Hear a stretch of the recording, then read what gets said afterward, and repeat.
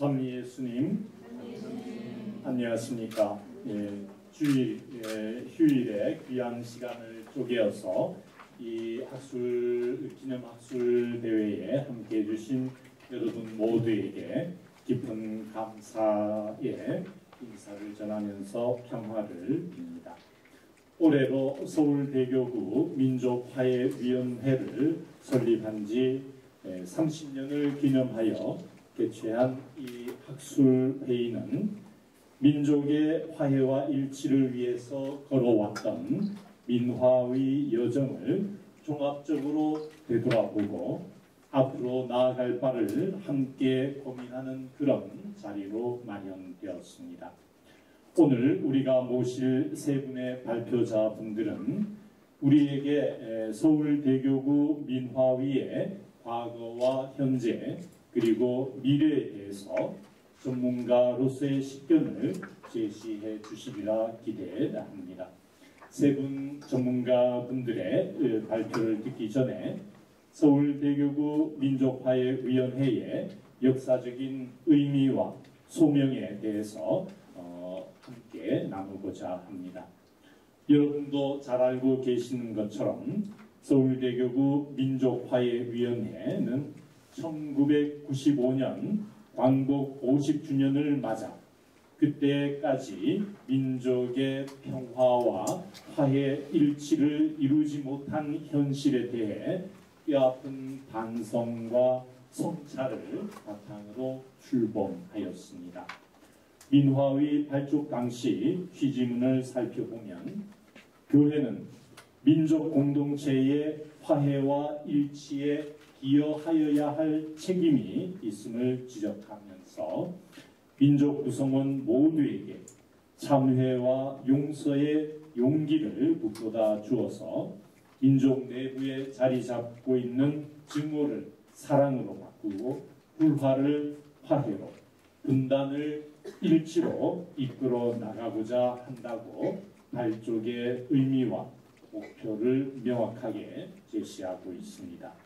그 당시 남북한 상황을 돌이켜 살펴보면 민화위 발족의 배경을 조금 더 잘 이해할 수 있을 것입니다. 1990년대 초반 북한은 정치와 경제 시스템이 사실상 정지된 상황이었다고 할 수 있습니다. 소위 고난의 행군이 시작된 것이지요. 북한에서 고난의 행군이 시작된 이유는 매우 복합적입니다.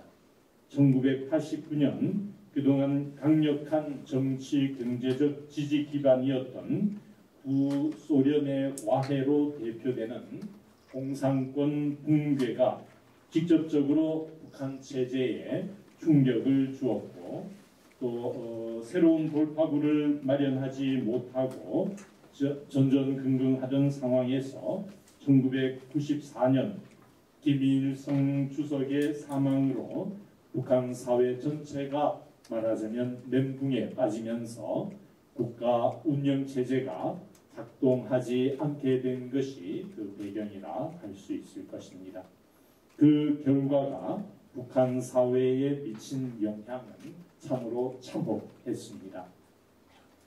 국가의 경제 시스템이 작동하지 않게 되자 가장 큰 피해를 입은 것은 북한의 일반 주민들이었습니다. 식량난으로 인해 약 33만에서 60만 명에 이르는 북한 주민들이 사망한 것으로 추정되고 있으며 굶주림에서 벗어나기 위해 북한 지역을 탈출한 탈북민의 숫자가 급증한 것으로 관찰되었습니다. 이처럼 피폐해진 북한 주민들의 삶에 우리 교회가 형제적인 관심을 회복하고 사랑을 나누자는 그런 자각과 각오에서 저희 서울대교구 민화위가 출범했다고 할 수 있습니다. 이러한 설립 취지에 맞추어 서울대교구 민화위는 지난 30년 동안 참으로 많은 일을 수행해 왔습니다. 무엇보다 기도, 또 나눔, 교육이라는 세 가지 지향성을 바탕으로 다양한 활동을 모색해 왔습니다. 우리 민화위가 출범한 이후 가장 먼저 한 일은 남북한의 화해와 일치를 위한 기도 운동이었습니다. 1995년 3월 7일 민족의 화해와 일치를 위한 미사가 처음으로 봉헌된 이래 매주 화요일 저녁 7시에 명동 대성당에서 봉헌되는 화해 미사는 지금까지 지난 화요일 1468차 미사가 봉헌되었습니다. 이 미사에서 프란치스코 성인의 평화를 구하는 기도를 바치는데 이 기도문은 1995년 8월 평양의 장충성당 교우들과 매주 화요일 저녁 7시에 함께 민족의 화해와 일치를 구하는 마음을 담아 바치기로 약속한 것에 따른 것입니다. 기도운동과 함께 우리 민화위가 적극적으로 추진한 사업은 북한 주민들의 경제적 어려움을 덜어주기 위한 나눔 활동이었습니다. 대표적인 사업으로 1996년부터 시작한 북녘형제와 국수 나누기 운동을 들 수 있으며 다양한 형태의 북한 동포 돕기 운동을 추진하였습니다.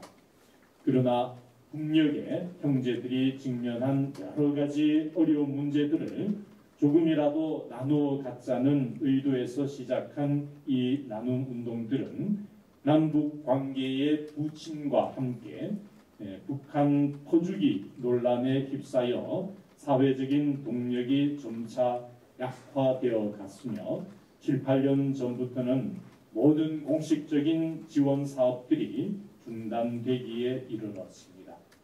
이후에도 북한 취약계층의 경제적인 어려움에 대한 소식들을 접하고 다양한 방안들을 모색했지만 현재는 별다른 성과를 거두지 못한 부분에 큰 아쉬움이 남습니다.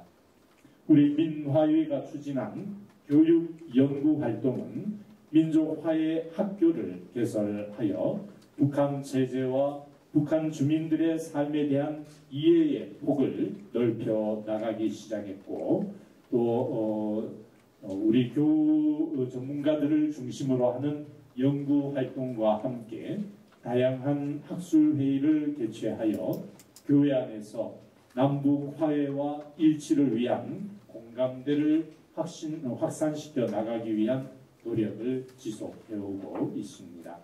서울대교구 민화위의 지난 30년을 간략하게 돌아보면서 그동안 남북 관계와 우리 사회에 상당한 변화가 많이 있었음을 새삼 느끼게 됩니다. 동시에 여전히 변하지 않는 것들도 적지 않음을 발견하게 됩니다. 먼저 여전히 변하고 있지 않는 사실은 남북 당국이 휴전 상황에서 서로를 군사적으로 위협적인 상대로 인식하고 적대적인 조치를 취하고 있다는 점이며 또 북한의 일반 주민들의 삶은 크게 나아지는 것이 없다는 점도 여전히 변하지 않고 있는 사실입니다. 그러나 우리는 그동안 변화한 부분에 더 주목할 필요가 있어 보입니다.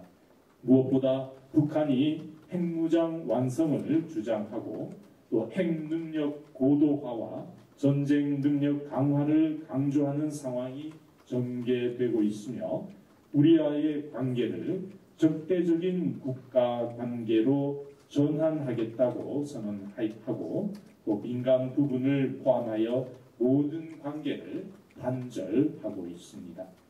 남쪽에서도 보수 정부든 진보 정부든 가리지 않고 대규모 군사력 확장 전략을 진행해 왔습니다.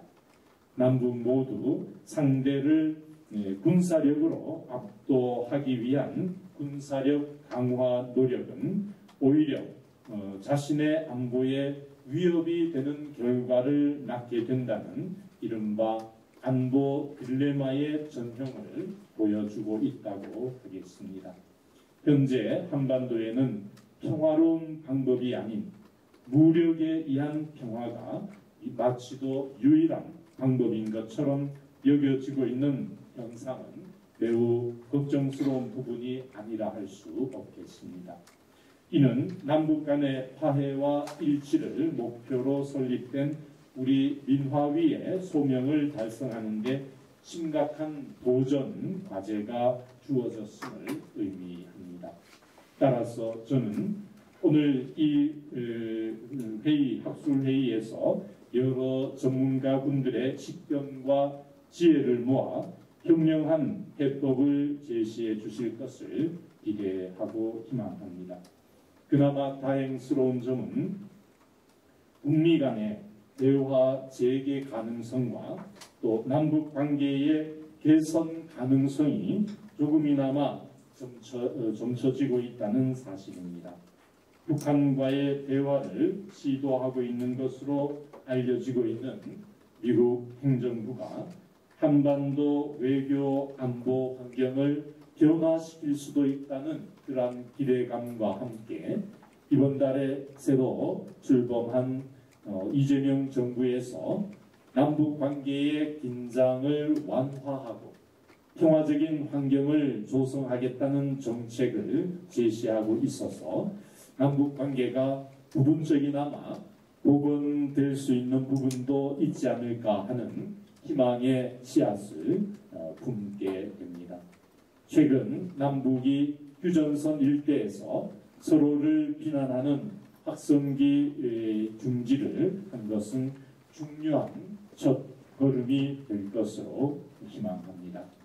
평화는 먼저 손 내밀고 양보하는 쪽이 있어야 진전을 이룰 수 있으며 훼손된 신뢰를 회복해 나가는 과정이 쉽지는 않겠지만 포기해서는 안 된다는 너무나 당연한 사실을 다시 한번 강조하고자 합니다. 물론 이러한 기대가 우리의 소망처럼 빠르게 실현되지는 않는다 하더라도 우리 교회는 남북 평화와 화해 일치를 위한 여정을 포기하지 않을 것이며 적극적인 노력을 앞으로도 지속해 나갈 것입니다. 무엇보다 평화의 실현은 그리스도를 믿는 우리 모두의 첫째가는 사명이기 때문입니다. 얼마 전 우리 곁을 떠나가신 프란치스코 교황님께서는 10여 년 전에 한국을 방문하셨을 때 저희에게 평화에 대해서 들려주신 귀중한 말씀을 상기해 보고자 합니다. 평화는 단순히 전쟁이 없는 것이 아니라 정의의 결과입니다. 그리고 정의는 하나의 덕목으로서 자제와 관용의 수양을 요구합니다. 정의는 우리가 과거의 불의를 잊지는 않되 용서와 관용과 협력을 통하여 그 불의를 극복하라고 요구합니다라고 교황님께서는 2014년 8월 청와대 연설에서 말씀하셨습니다. 이어서 예수님께서는 교황님 말씀이 용서야말로 화해로 이르게 하는 문임을 믿으라고 우리에게 말씀하셨습니다. 이 말씀들을 통해서 남북이 서로를 아무런 조건 없이 용서하라는 예수님의 명령을 저는 다시 한번 강조해 주신 바 있습니다. 또 프란치스코 교황님께서는 당신의 회칙 모든 형제들 회칙에서 우리 모두에게 평화의 장인으로 거듭 태어날 것을 촉구하신 바 있습니다.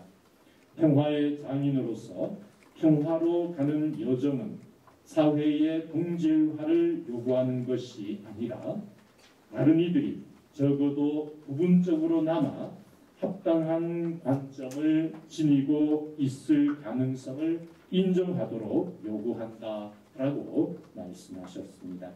이를 위해 우리는 다른 사람을 결코 그가 한 말이나 행동에만 국한하여 바라보지 말고 그 사람이 자신 안에 지니고 있는 하느님 약속을 보고 그를 소중히 여길 것을 권고하셨습니다. 북한에 대한 인식 또 그리고 북한과의 교류나 협력 방식 등과 관련하여서도 의견이 다른 상대방을 배척하고 극단적으로 대립만 할 것이 아니라 우리 사회가 가슴 깊이 새겨야 하는 그런 조언과 가르침이라고 생각이 듭니다. 이번에 새롭게 하느님께서 뽑아주신 레오 14세 교황님께서도 지구촌 각지에서 벌어지고 있는 폭력과 참상이 중단되어야 한다고 평화를 호소하시면서 그리스도의 평화는 화해와 용서, 새 페이지를 열고 다시 시작할 용기라고 강조하셨습니다. 레오 14세 교황님께서는 또한 평화는 다른 이들을 바라보며 그들에게 귀 기울이고 그들에 대해 말하는 방식에서 움터 나오는 것이라고 하면서 요란하고 강압적인 소통이 아니라 경청하고 목소리를 내지 못하는 약자의 목소리까지를 모을 줄 아는 소통의 중요성을 강조하신 바 있습니다. 다음으로 우리 교회는 북녘의 형제자매들에 대한 형제애의 회복이라는 측면에서 북한 주민들에 대한 관심과 연민을 키워나가야 한다는 점을 또한 말씀드리고 싶습니다. 여러분들도 잘 알고 계시듯이 저는 평양교구장 서리의 직분을 가지고 있어서 매일 기도 시간에 북한 동포들을 기억하면서 그곳에 그리스도의 말씀과 은총이 가득하게 내리기를 기도하고 있습니다. 북한 지역의 복음화를 이룰 수 있도록 도움을 청하는 기도와 함께 북녘 형제 자매들이 인간으로서의 가치를 존중받고 최소한의 생존권을 보장받을 수 있도록 하느님께 함께 기도하고 있습니다. 앞에서 언급했던 경제적으로 아주 어려운 상황에 처했던 90년대 북한의 고난의 행군 시기를 거쳐 2000년대에 들어서면서는 우리들은 북한 주민들이 점차 그 삶이 조금씩 나아지고 있다는 반가운 소식을 접한 바 있습니다. 그러나 북한이 국제사회의 우려 속에서도 핵실험을 강행하면서 2016년부터는 강력한 경제 제재가 국제적으로 부과되었고 2020년부터는 코로나19 방역 차원에서 국경을 봉쇄하면서 최근까지 북한의 경제 상황은 고난의 행군 시기에 버금갈 정도로 악화된 것으로 판단되고 있습니다. 이 과정에서 북한 내의 취약계층의 생존권이 심각하게 위협받고 있다는 소식이 들리기도 합니다.